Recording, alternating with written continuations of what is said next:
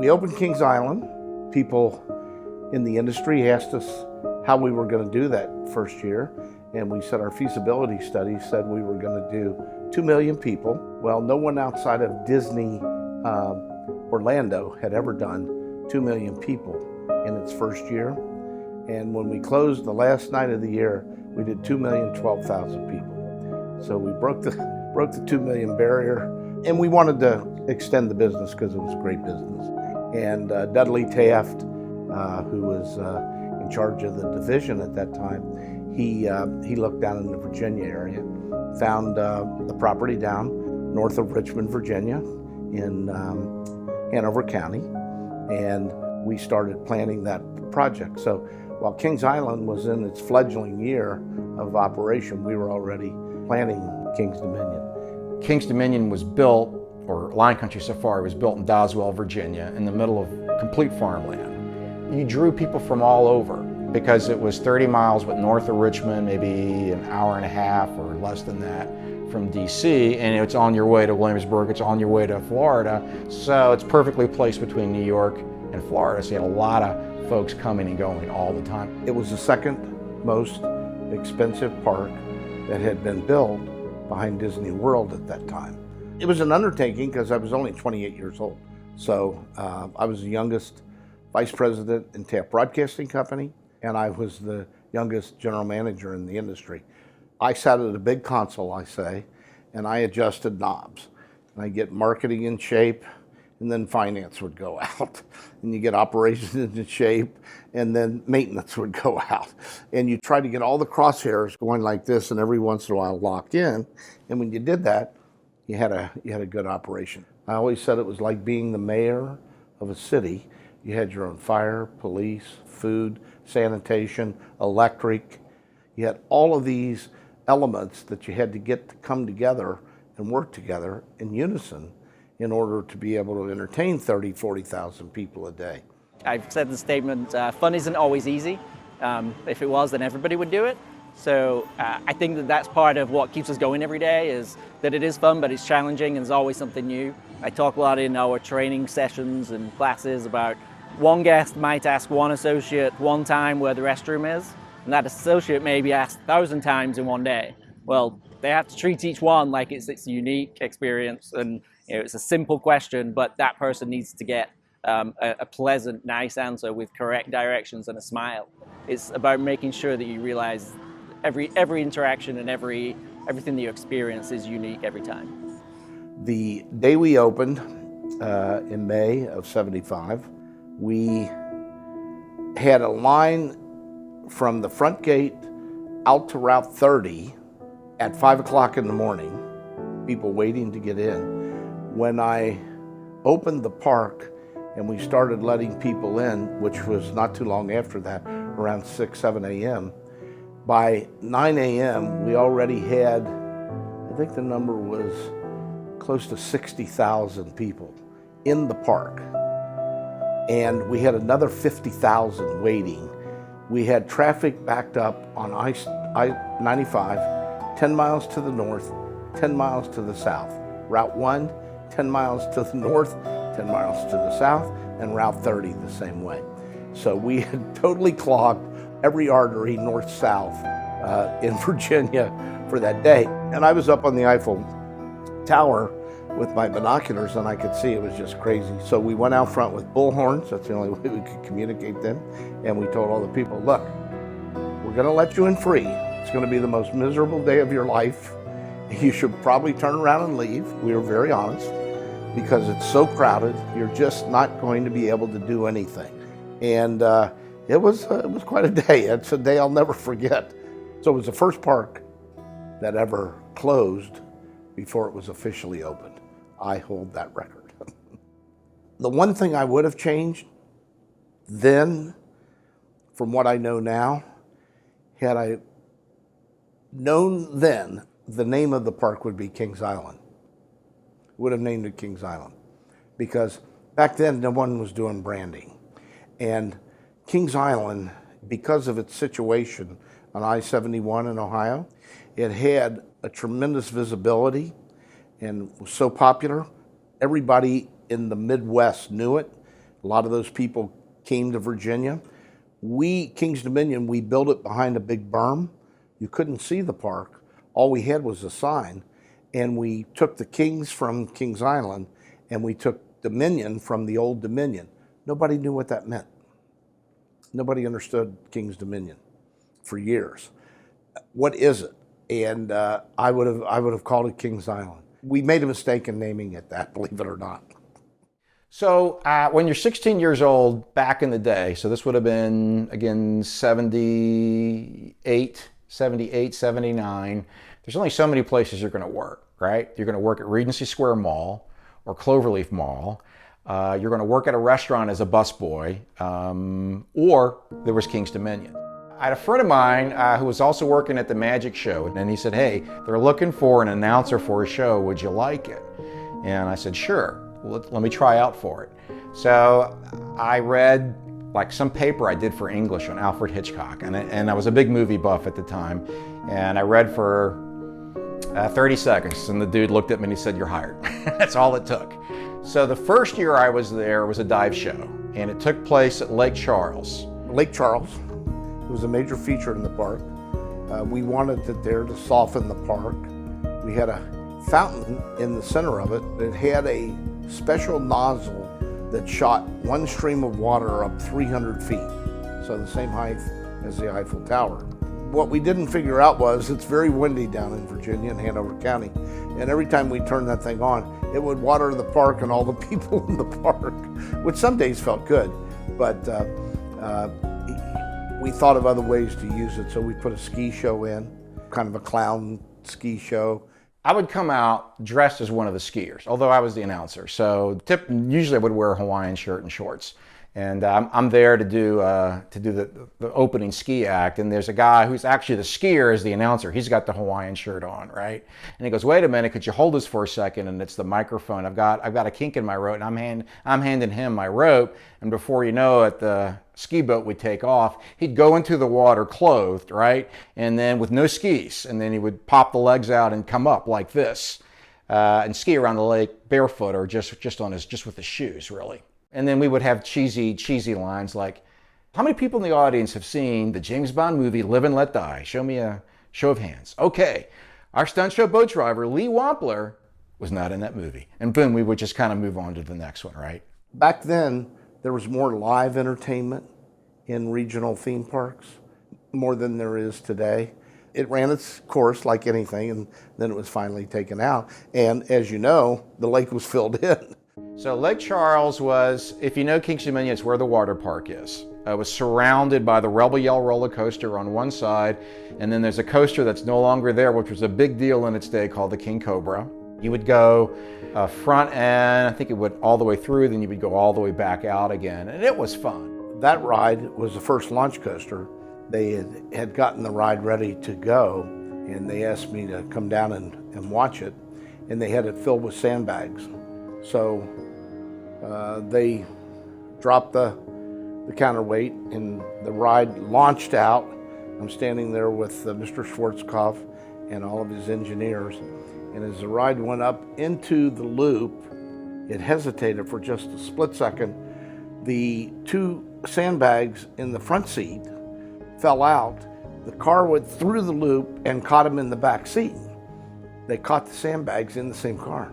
And I looked at Mr. Schwarzkopf and I said, well, this is very good to know, very satisfying. I know now if our guests fall out, I'll catch them in the back of the car. So we had to rework it a little bit, and it was fine. To me, nothing beat the Rebel Yell.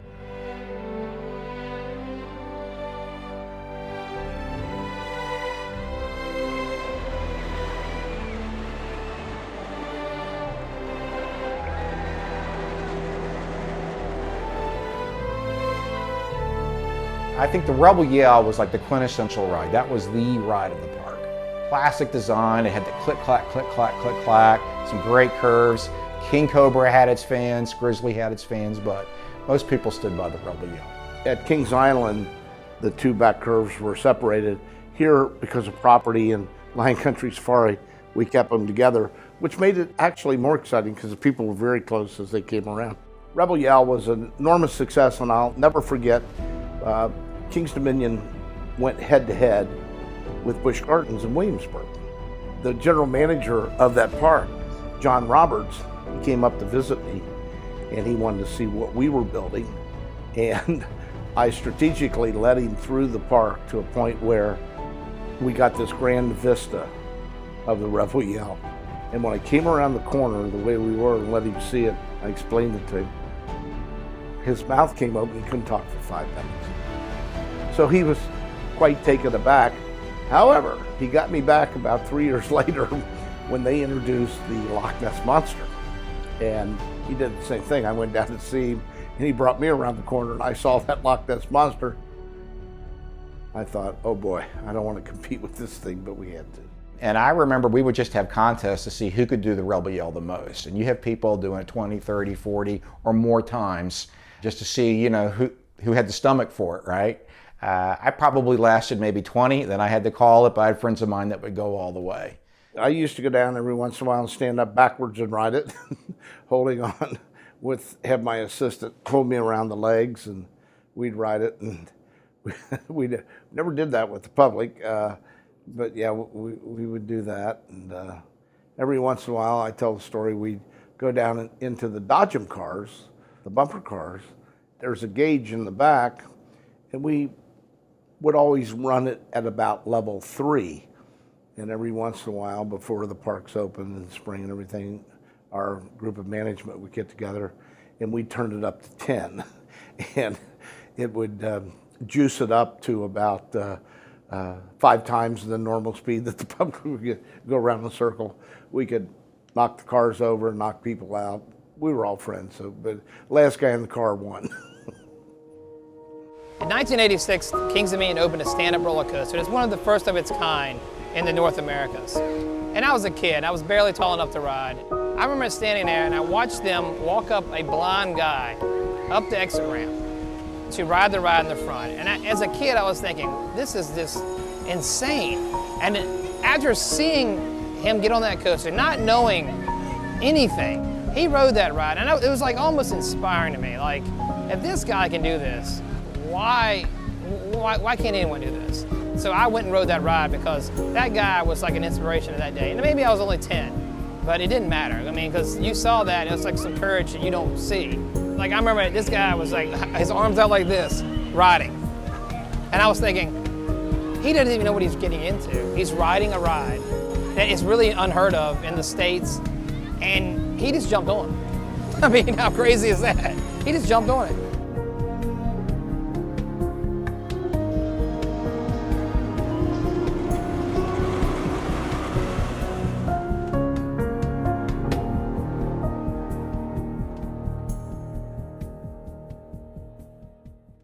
So Kings Dominion was my home park whenever I was about 10 to 14, and that was the first time that I ever fell in love with roller coasters. Dominator, still to this day, is my #1 coaster. I haven't been in a long time because we moved away because my dad was military, and the first roller coaster that I went on with him was Dominator. That was back in 2008 when it opened. He bet me $20 and a season pass. He said, if you ride this with me, I will buy you your season pass so you can come with your sister all the time. And 2 weeks after that, he got his pacemaker, and then about 8 years later from there, he passed away.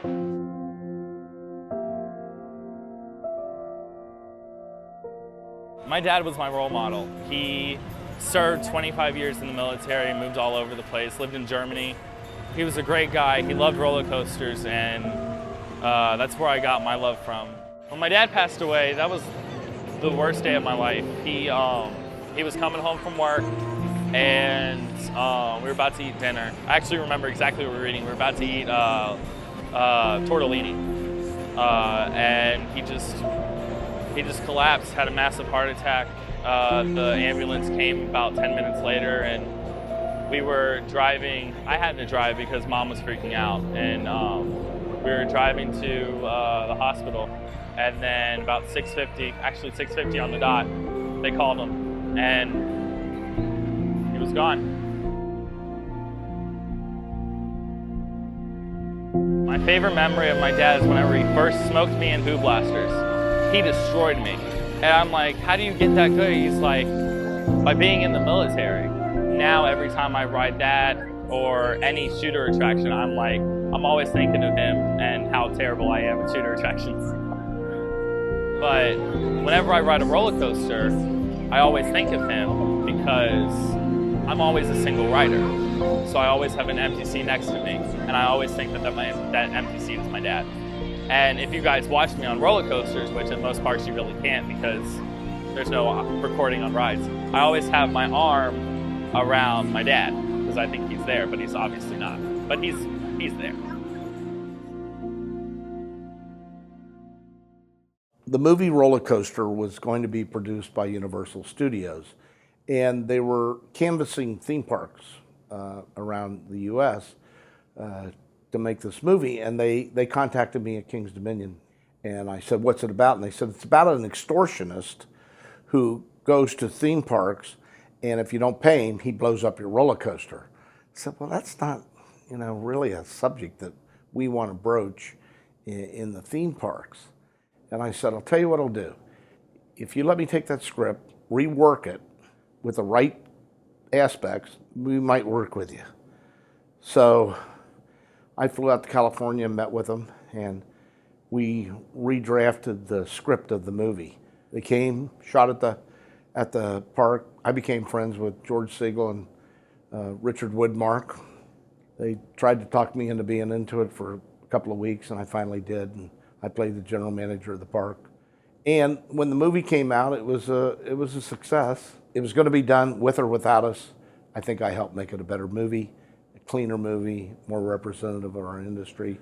And as a result of that, that's where ACE, they came to King's Dominion, and that was their first enclave.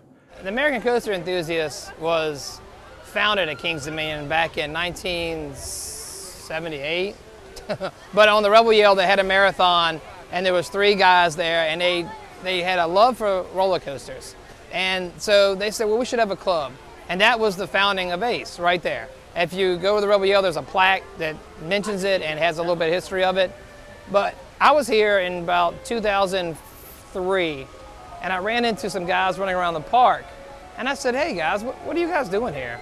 And they're like, oh, we just left Busch Gardens, and we're here, and now we're gonna leave and go somewhere else. I said, well, that's really cool. Is it a group or something? And the guy explained it was American Coaster Enthusiast. So for that Christmas, I got the gift of a membership to the American Coaster Enthusiast. So from then on, I've been a pretty active member, and being a member of the Coaster Enthusiast, you get to preserve some of the nostalgic feel. You get to enjoy coasters that are some of them over 100 years old. So I love just being a member of something that is trying to preserve something from the past. There's always an event here at King's Dominion, and people say, well, that's your home park. Why do you always go to that event? I was like, it's one of my favorite events because it connects me to the friends I made here and new friends I get to create. Since I've been coming to King's Dominion, I've met tons of good friends here. I've made lifelong friends. When I used to work here, I made the people I used to work here with, they don't even work here, and I don't even work here. This was 3 or 4 years ago. I'm still friends with them, and I'm gonna be friends with them for the rest of my life. And then the park has brought us together, and we've become connected through the park. 10 years ago, I fell in love with the place, or 12 years ago, and now I'm the general manager. So it's a dream come true, as well as very, very challenging. It's over 3,000 employees that we have at the peak of the summer, and it goes back to the details, and it goes back to the happiness, because those smiles and the enjoyments are not just for the guests, it's for the associates. They have to want to be here, they have to want to come back every week, and even years. They are the difference between a good park and a great park. So before King's Dominion became King's Dominion, at first was just Lion Country Safari. We had opened Lion Country Safari as a preview center the year before, and we did that to promote the big theme park when it opened. When we opened it, it was a drive-through, and we had over 230 species of animals. So we had lions and tigers and bears, oh my, we had everything. The animals became so familiar with the cars, we had one time a rhinoceros mated with a Volkswagen, And the lady didn't understand what was happening, and the rhinoceros was backing up to the front of her, crunching her hood down, and she's blowing the horn. And we would have lions. They loved the smell of rubber in the summer, and as you know, it's very hot in Virginia. They would take the running boards of Volkswagen buses and things, and they would rip the rubber off of them. When that didn't satisfy them, they would walk up to the tires, steel belted tires, flatten all 4 tires, cars would sink. We had them strip the vinyl tops off the cars. One day I had a lion person came in, had a brand new Cadillac. The lion walked up the trunk, laid up on the roof, spread his legs, and looked at the people through the windshield. He's ripped the roof, and then he walked down the front and scratched all their paint up, so I had to replace the top and repaint a car, brand new car. But people loved it. The problem was, animal experiences like that are very expensive to operate. When I run a theme park and I close it at 10 p.m., I walk out, I flip the switch, all the lights go out, and I say goodnight. Everything goes on with animals, so it's a much more expensive operation. The ridership went down very low. Plus, we needed the real estate, put in more rides and attractions. Favorite ride? Well, Intimidator, of course.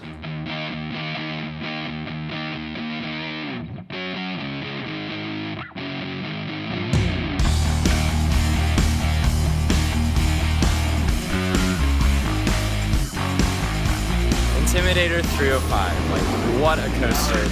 I am absolutely amazed by how tall that thing is, and it's so much fun. I don't know, it's just so much fun going up on it. I've never ridden anything like that before. It's not something you're gonna find at your average amusement park. I just like how fast it goes by. It is probably like one of the most intense rides I've been on. From like the height, the speed, like the twist you get going around the curves. It's a crazy ride. The first time I rode it, I didn't realize like how strong of a ride it's gonna be from watching it from like day one of construction to like finally finishing it. Like I was not expecting the type of experience I got on it when I finally rode it. In December of 2009, we were working with the park covering the Intimidator installment and watching the steel being erected at the park. And I was working that evening, but I got a call from the marketing department here at the park, and they said, hey, we're topping off the coaster, you need to come down. And so I came down with my video equipment, and we waited and waited, but something happened to the crane, and it was right before their winter break, before the construction crew left, so they had to get this done, but I wasn't gonna be there for it. So I had to leave and go to work. And I got a call at about 12 o'clock at night saying, hey, they got the crane fixed and they're getting ready to top it off. Can you make it down? So I was able to find somebody to DJ for me at my job. I left early, got down here, and sure enough, they were getting ready to lift the last piece into place. And the marketing director at the time, John Pagel, turned to me and handed me a harness and said, here, put this on. And I said, why do I need a harness? And he goes, because you're going up in the basket. And I freaked out. I'm scared of heights. I know I do roller coasters. I know I enjoy that kind of stuff, but I had a little breakdown. You know, I was gonna be in a basket hanging from a crane at 325 feet in the air, looking down as they put this last piece into place, or this the top piece into place. And it was just a great moment. You know, it was scary, it was freezing cold, and these steel workers are jumping out of the basket and onto the coaster to hammer the pieces into place, and it was just an incredible moment.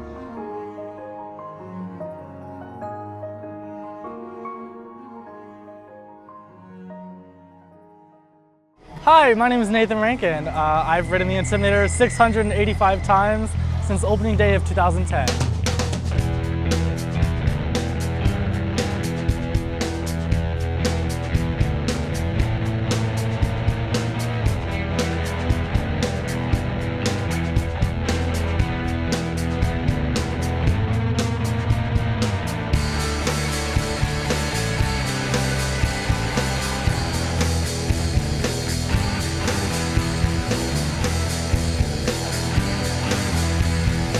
Intimidator 305 is the ride that got me to like roller coasters. One day I was leaving Kings Dominion and I saw this random red track in the parking lot, and I was like, oh my gosh, what is that? And so I just started looking up all these things on like roller coasters.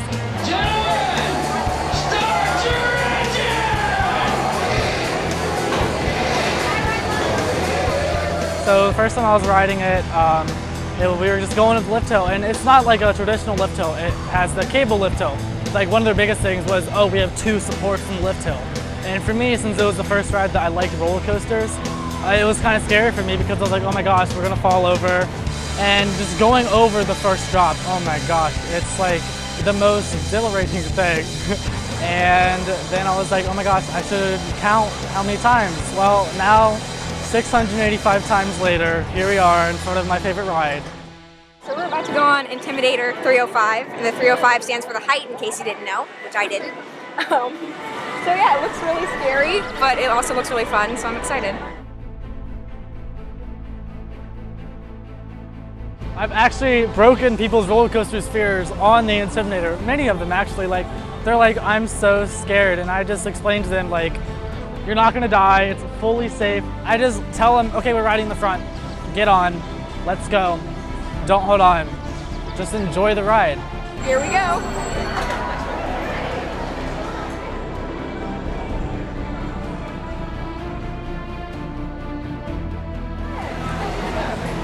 I'm a little dizzy, but that was definitely one of the most fun roller coasters I've ever ridden. It was really cool. I couldn't see for a short period of time, but it's still really fun.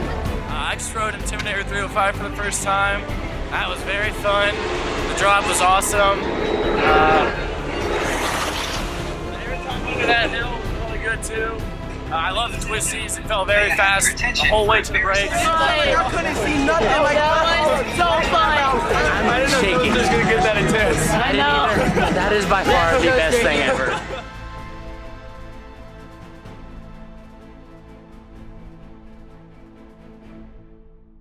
In the winter of 2016, I was injured at work, and it was a pretty serious injury that actually I was out of work for a couple of months. And when the coaster season came into play, I was actually unable to ride roller coasters. And since I was in such pain and I was stuck on a couch, for 2 months straight, I put on a lot of weight. And when I came back to the park and was able to start riding rides again, and then they announced they're getting the season-long fast lane, I got really excited and said, I'm buying it. It's $113. That means I'm gonna ride Volcano 113 times. And then my wife turned to me and said, but you can't fit on Volcano. And so it really, really meant that if I'm gonna do this, I need to start losing weight. And I started the diet right away. And I just kept losing pounds and pounds. I think it was down about 20 pounds. I had a ritual that I would come to the park and I would sit in the test seats that I knew I wouldn't be able to fit on those coasters. And that was kind of the motivation to see, okay, it's getting closer. I can get close to buckling it. And then the day that I finally came to the park and was able to actually buckle the test seat, I knew I was ready to go. I got up there and the staff was really, they really wanted me to get on that coaster, so they definitely helped me out. And from that point, I just kept losing more and more weight till I could comfortably lock myself in. And it was definitely a great motivation to be able to see your progress as the days and weeks and months went by.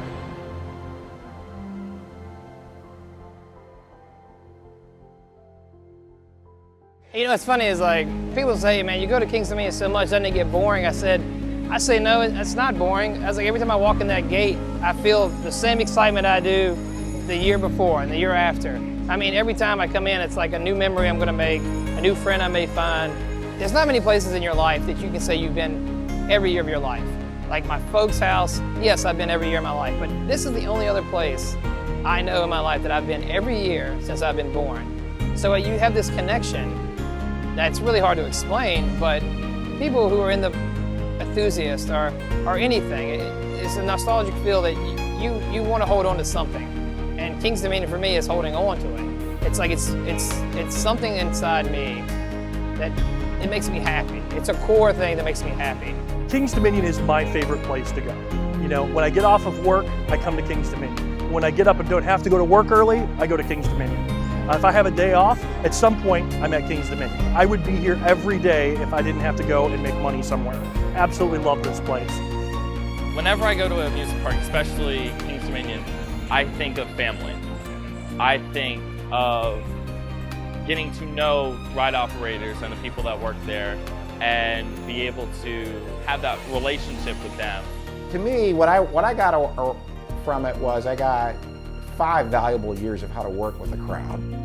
Timing, how to hold the crowd's attention, pacing, how to work with people when they're just totally fried, right? You would see families at their wits' end, you know, who've just been through, you know, 6 or 7 killer rides. It's hot, the kids are screaming, they're worn down, and your job was there to still entertain them. Your job was to be sympathetic.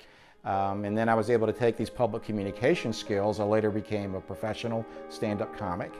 But I look upon Kings Dominion with very fond memories. It's funny, I come here so much, and I'll take the same picture 100 times. And every time I look at the picture, it's the same thing. But it's changing. Things change. Trees get bigger. People change. Dynamics are changing. But at the end, I have so many pictures of Kings Dominion from being little to big. And it's funny, that tower stayed the same. The log flume I'm sitting in front of has stayed the same. You know, it's like the flyers. They may have moved, but they've stayed the same. Now we all change. You know, everybody changes. But I just feel like you can come back to Kings Dominion at the end of the day, and I feel like you can hold on to that small piece of childhood. And you get to share it, and it's like, that's something you don't get to do in life very often. Share such a good memory. We have so much crap going on in our lives, but for at least a day, you kind of can put that behind you and enjoy your life and just see it. So when I'm walking out of Kings Dominion, I'm just thinking, I can't wait till the next time I get to share this. Or I can't wait to come back and just find something that I didn't find last time. We had a reunion of the TAP Broadcasting Company. I said to Charlie Meacham, who was the chairman of the board, what in the world were you thinking? You gave me $60 million. Said, leave Cincinnati, go to Virginia, and build this park. And I was only 28 years old. I said, I'm not sure you should have given me a quarter to go get a pair of shoestrings.